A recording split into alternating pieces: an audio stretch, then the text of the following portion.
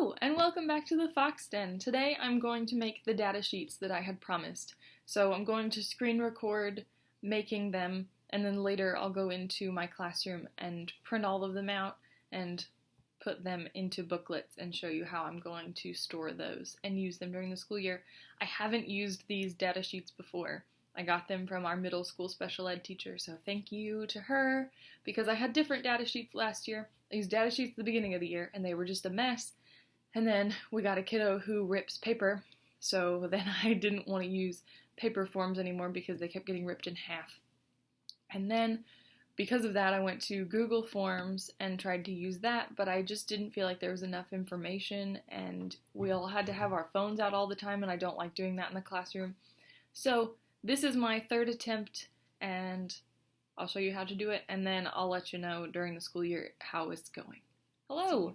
This is my attempt at making a goal sheet. This is my second attempt because the first time I was typing so loud and I didn't realize that you would be able to hear my keys being pressed, but it was really distracting and I wasn't enjoying listening to it, so I'm assuming you would not either. I'm doing this on Google Docs because I think it's easier. I'm assuming you could also do it in Word, but Google Docs is free and online, so I figured this was more universal. So, step one, how I was taught, is that I'm going to put the kid's name at the top, and for the practice, of course, I'm going to put my own name at the top. And then the date that their IEP is due, because that's something you need to know, especially whenever you're writing their IEP goals. So, mine's going to be due today, and then I like to have their evaluation due date at the top as well, because that's something that you only have to think about every 3 years or so, and I don't like the feeling that I might forget it, or I might not notice that it's due until I'm getting too close. And anyway, I don't think I would do that, but it makes me anxious to think that I might, so I always put that at the top as well. So mine's due in a few years. And then we're going to put their goal at the top. I'm going to make it red. You can do whatever you want. I would recommend not doing it in black, though, because that's really hard to see. So goal 1. Andy, I'm also going to paraphrase the goal, because you don't want 3 lines of goal on this page to take up too much space, and ideally, all of the goals will fit on one page. For the goals that I track on, it's usually 4 or 5, because some of the goals will be occupational therapy and some will be speech therapy, and I don't keep data on those normally. If I do, I'll just write it on the back of this page without any forms. So, anyway, goal 1 is going to be Andy will write, sorry, the cat is around. Write the letters of her first name in capital letters. This is not worded very well. Anyway, write your own IEP goals. I'm not here to teach you how to write IEP goals. Her first name in capital letters. Write 5 out of 5 letters of her first name in capital letters. 80% accuracy. Oh no. Okay. So I'm just going to leave my name out of it because my name's at the top, so we know that this is my IEP goal. Okay. And then in black, I'm going to insert a table. And on the table, I need space for the date, space for all 5 letters. 1, 2, 3, 4, 5, and then a percentage. And then I need each week. You're going to take data. I don't know what your district requires. We take data once a week officially. So 1, 2, 3, 4, 5, just in case there is a 5-week month. So I want to keep the same data sheets for every month.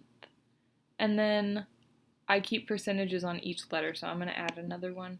If you need more or less, you do whatever you need to. So I have the date, and then for my name, I'm going to have each letter of my name, and then percentage at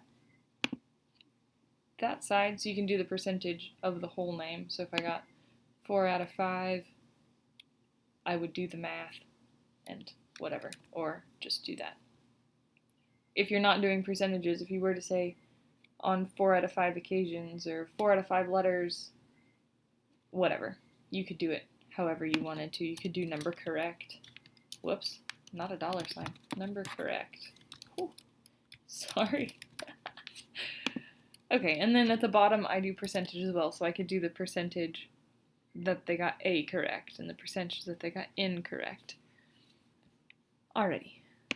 Most important, most impressive part of taking data like this, or not taking data, but making the data sheet, and I was most excited about, was that you can put two next to each other. And this is where I really had to have somebody teach me how to do it, because it's complicated. You can't actually insert two tables next to each other. I'm not actually going to write more goals. I'm just going to put some letters here. You don't need to see more goals. Goal 3 is also going to be gibberish. And you can't hit enter, it'll mess up this one, so you have to click back here and tab over.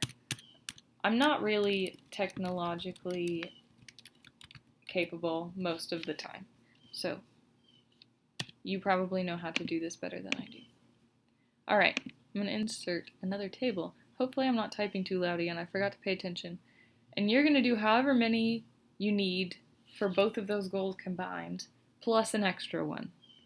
And normally I just do a random amount, and then if I need more, you can right click, or however you right click on your computer and insert more rows or columns.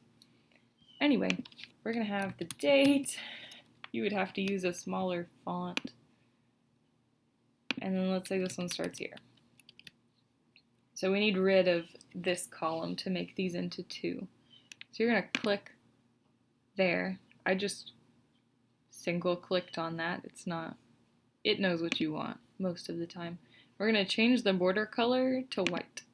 Shouldn't have put that many on there, just for an example. Okay, so now you have two tables that you can move around and change the size of without it causing any problems for the rest of your tables. And it looks like you have two, and you can do two goals in the same row so that you can fit them all on one page. Yay! Alright, so I will go back to school and print the real ones out and show you how I'm going to put them together.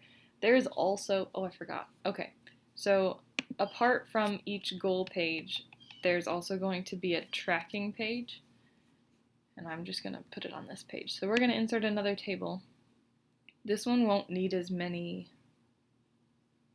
I made it with 2 and then however many you want of these. And this one does not need to be very big because it's just going to be the date line.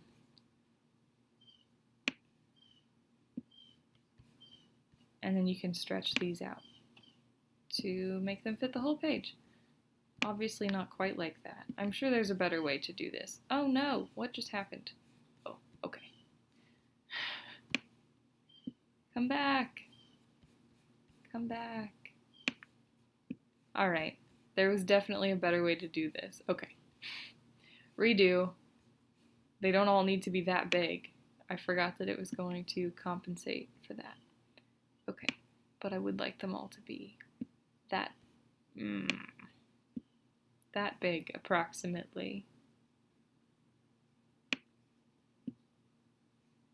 Okay, anyway, you get the idea. Stretch those out so that they all fit, however many you need, and then we're going to put the date here. I would probably just write the word date on the top one, and then not worry about writing it all the way down, because you're going to know that they're all going to be the date. And you can put multiple in one box, whatever. And this is just going to be where you write what's happening. So for this, for these, you're only tracking one time a week. But obviously you're going to practice those IEP goals more times than once a week. So this is where you would track. So if on Monday you were practicing the letters and they only got one right, then you're going to write that down here. And say on Monday they were distracted and they only got one correct. And this is part of why I wanted to do it on paper again, because there were days that we knew something was up. Their dog died, or they weren't at school the rest of the week, they only came the one day, or they weren't feeling well, and we had to take data. But on the Google form, whenever you can't leave notes, it just looked like they suddenly didn't know how to do that goal. And so I like this, so we can say, today was a rough day, or we got a new student and they were a little bit thrown off, or whatever is going on, and then we have some kind of reference for what happened. And then we still have the goal, and I like doing the percentages and number correct as I go, so that whenever I get to the time whenever we're sending data home, I don't have to go back through hundreds of pieces of data and do the percentages right then, and it takes forever. So hopefully this will help me be a little bit more organized. I wanted to give you one more example of some real IEP goals. These are pretty standard goals, so there's no identifying information. Identify lowercase letters, you just put the letters that they missed and then the percent that they got correct, so you don't have to put 26 things. Same for letter sounds. And then one-to-one correspondence for quantities 1 to 10. You could just put a plus or minus for each number, or yes and no, Y or N, however you wanted to do that. This type of thing is also how I would do behavior goals. I find those a little bit harder to track on, but you could put the behavior that you're aiming for and any prompts that you gave, and yes or no if they were successful. Okay, so it's been a minute, but I finally have everything printed out and I'm going to go bind them, but I want to show you them because they're so pretty. Okay, cool. So we have Andy Fox's data 2019 to 2020, and then I'm going to be really careful. And then on the next page, after I bind them, I'll be able to flip it. Then you have all the goals, and I have one for each month of school. Then you flip past all that, and I have yellow paper printouts of data sheets that I showed you online, where you can write down the things. They're so pretty. So let's go use the really old binder. Woo!